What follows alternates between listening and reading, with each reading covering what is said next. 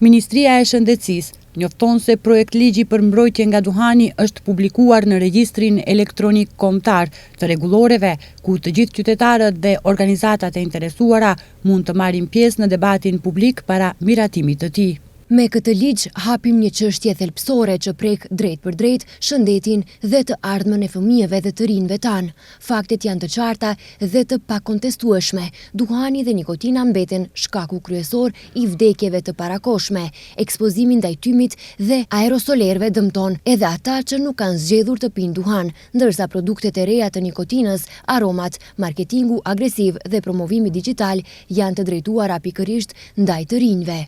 Prandaj Ministria e Shëndetësisë ka përgatitur një ligj të ri për mbrojtje nga duhani, qëllimi i të cilit nuk është ndëshkimi, por parandalimi, shëndeti publik dhe mbrojtja e kategorive më të cënueshme të qytetarëve, vlerëson Ministri i Shëndetësisë Azir Aliu. Qëllimi i ndryshimeve të reja ligjore është vendosja e kontrollit mbi paraqitjen dhe përhapjen e produkteve të reja të duhanit dhe nikotinës, veçanërisht mbi promovimin e tyre agresiv dhe qasjen e lehtë.